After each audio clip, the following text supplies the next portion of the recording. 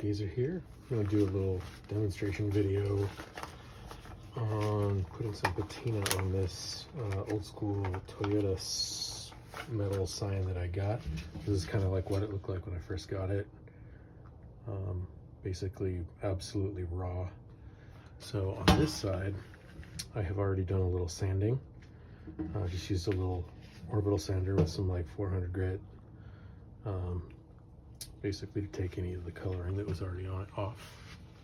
So the first thing I'm going to do is I'm going to clean it with some brake cleaner because I don't have any acetone, and from what I understand, brake cleaner is mostly acetone, except for it has agents in it that make it dry even faster. But it should take any grease or any other crap off of there. Basically prep the surface for the bluing material that I'm going to use.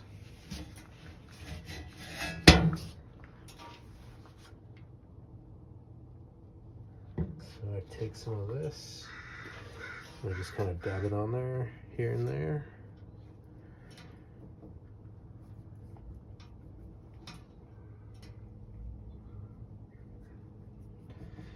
Until I get the desired effect that I'm looking for.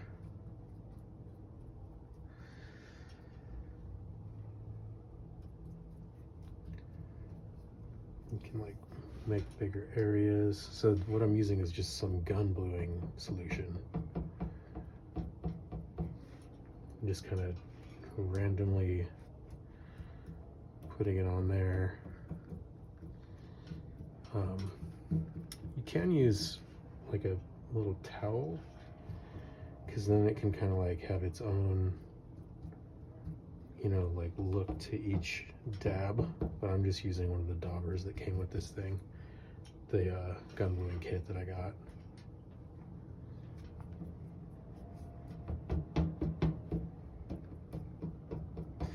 So you do this,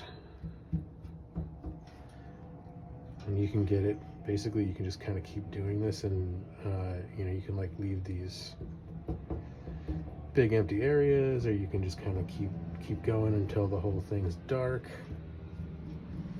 So I will stop when I feel like it.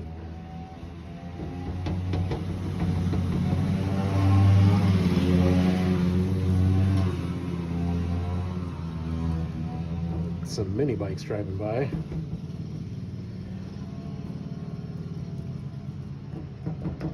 So if you kind of don't use as much, like I am not re-soaking the dauber, so then it gets like a little bit lighter of a color in some of the spots.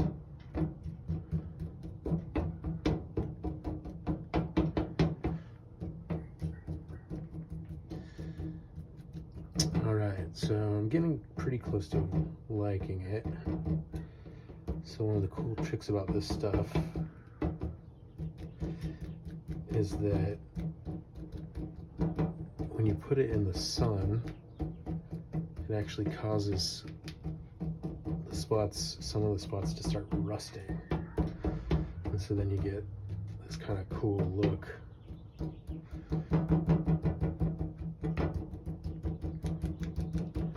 I don't really want any spots that are absolutely original steel color. I like having a good amount of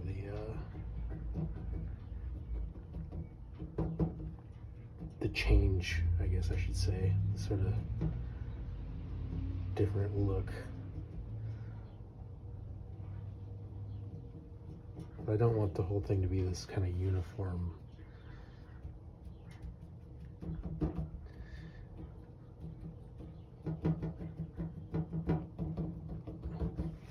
Alright, I'm pretty happy with that.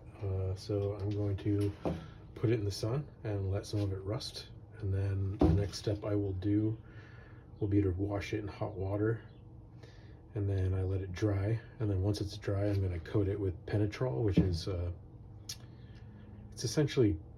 it's basically boiled linseed oil, but it's kind of chemically boiled. It's not actually boiled. so it winds up drying faster than actual boiled linseed oil, which is actually hard to find these days. You can find it, but the stuff that you get at like Home Depot and stuff is also chemically boiled. So yeah, I'll be back in a second. All right, so here it is after the dabbing with the bluing, and then putting it in the sun for a little while. You can see, you might be able to see that there's a little bit of rust on there. It's just kind of dusty looking. Right now, I'm going to be applying the Penetrol. This stuff's pretty cool. I used it on a lot of different things. So you just put this on here, and what this basically does is it coats it in oil, and then that oil dries, and that then sort of seals in that patina that you've created. Get some more Penetrol on there. So this stuff works great if you have anything that just needs protection from the elements. I'm not sure how long it lasts, but essentially it's just a coating of oil, but that's dry. It's an interesting concept, but it's kind of a similar concept to when you season your cast iron. You're just getting a little coat of oil that's sort of cooked on there, and that's what makes it non-stick. But what this does is this makes it so it won't rust anymore.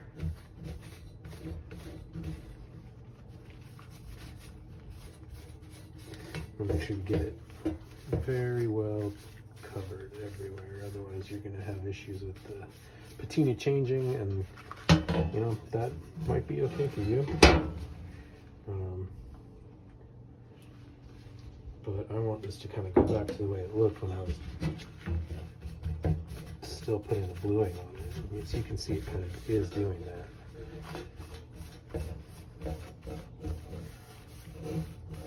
Get that in there nice and good, get it everywhere. Nothing should look crusty or dry. It should all just kind of look like it's sort of perpetually wet, but like without the water pooling on it. Forgive me if I've been doing some of this stuff out of frame. This is kind of my first YouTube video. I did another one, little tool haul. I'm not sure if I want to post it because I wasn't super happy with how it came out, but I mean, it wasn't terrible. Maybe I'll do it. I just not used to doing things for the camera because I mostly just focus on my Instagram. So yeah, this is pretty good. I don't know how well you can see the look of that. But it's got, you know, some kind of darks, some little bit of browns in there. But I think it looks pretty sweet.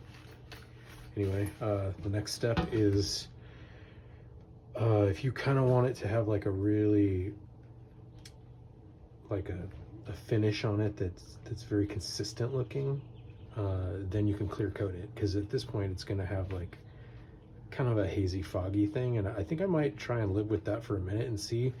And if not, if I don't like that, then I will wind up clear coating it.